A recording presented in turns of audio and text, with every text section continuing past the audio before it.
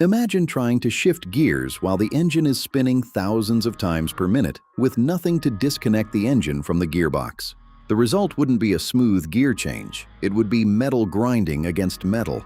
So how does a simple pedal allow us to interrupt hundreds of horsepower, change gears, and reconnect everything smoothly? The answer is the clutch. And this is what happens when that connection is missing.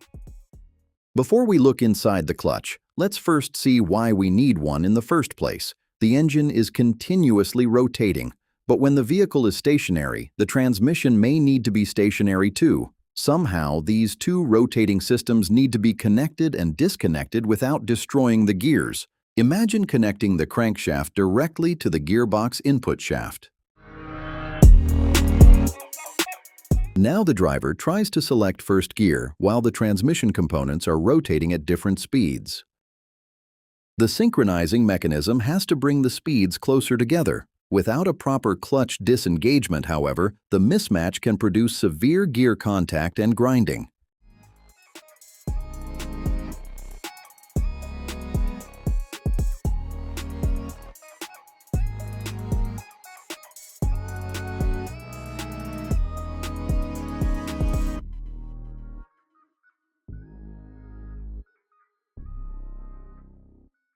This is why the clutch exists, to temporarily separate the engine from the transmission, allowing the gears to be selected smoothly.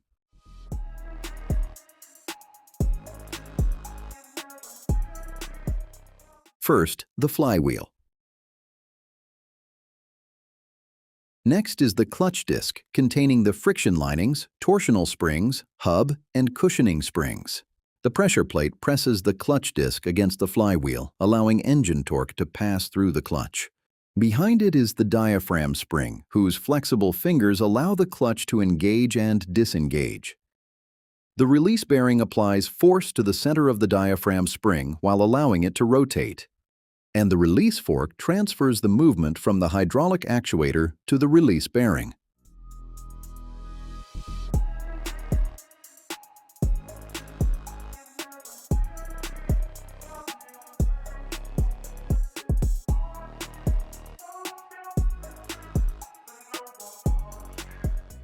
Together, these components form the mechanism that controls the connection between the engine and transmission. But knowing the parts isn't enough. Let's follow the actual power through the system. Engine torque reaches the flywheel first. From the flywheel, friction transfers this torque to the clutch disc. The disc then carries the torque through its hub and torsional damping system to the transmission input shaft.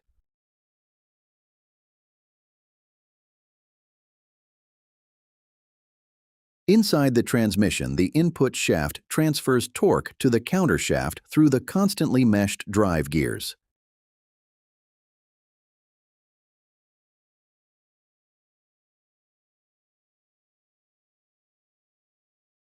Once the gears mesh, the countershaft begins rotating, carrying the engine's torque through the transmission.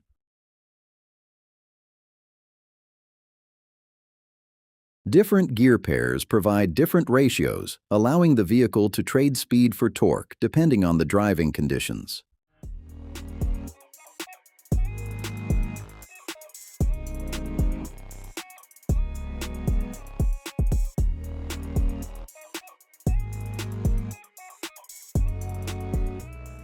The output shaft is supported by bearings and receives torque from the selected gear.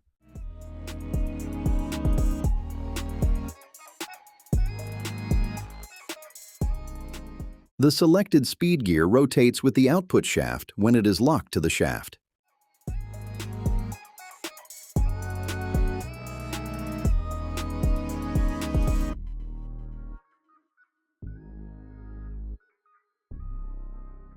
Reverse is different.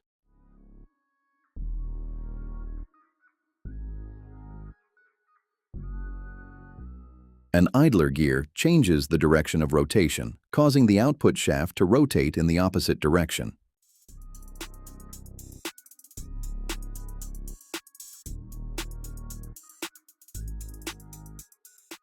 The flywheel is bolted to the engine crankshaft, so whenever the engine runs, the flywheel rotates with it.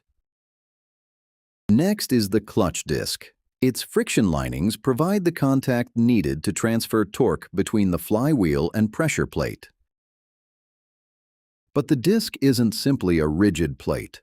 Corrugated cushioning springs, often called Marcel springs, allow controlled axial movement as the clutch engages.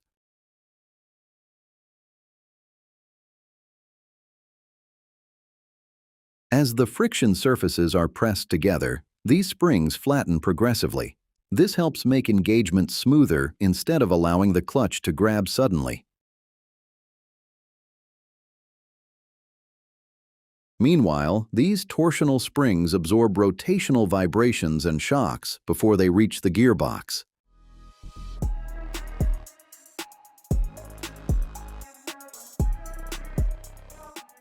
Now we reach one of the most important parts of the clutch, the diaphragm spring. These fulcrum rings provide the pivot points that allow the spring to change shape. Think of the diaphragm spring like a flexible lever. When its center is pushed inward, the spring pivots around its fulcrum and its outer section moves in the opposite direction.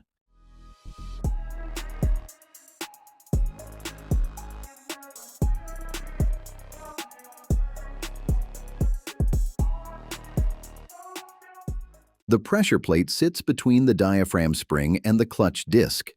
When the spring pushes on the pressure plate clamps the friction disc against the flywheel.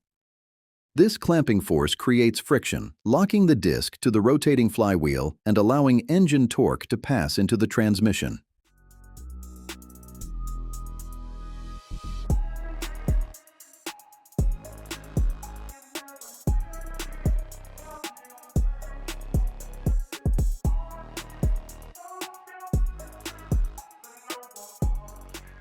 When the diaphragm spring is pushed at its center, its outer section moves away from the pressure plate. The pressure plate can then move backward, releasing the clutch disc. Finally, the pressure cover holds the assembly together and is secured to the flywheel. Now the complete clutch assembly is ready to connect the engine to the transmission. But how does the driver's foot control all of this? Pressing the clutch pedal moves the piston inside the master cylinder. This pressurizes the hydraulic fluid and sends that pressure through the hydraulic line. At the slave cylinder, hydraulic pressure becomes mechanical movement, and the fork pushes the release bearing against the diaphragm spring. Now let's put everything together. With first gear selected and the clutch engaged, engine torque travels through the crankshaft, flywheel, clutch, input shaft, gears, and finally toward the wheels. The pressure plate keeps the friction disc firmly clamped against the flywheel. Now the driver presses the clutch pedal. The master cylinder immediately converts this movement into hydraulic pressure. That pressure travels through the hydraulic line to the slave cylinder. The slave cylinder pushes the release fork, and the fork moves the release bearing toward the diaphragm spring. As the bearing pushes the spring pivots around its fulcrum. Its outer section moves away from the pressure plate moves back, and the friction disc is released from the flywheel. Release the pedal and the diaphragm spring clamps the disc again. That is how a clutch controls the flow of power from the engine to the wheels.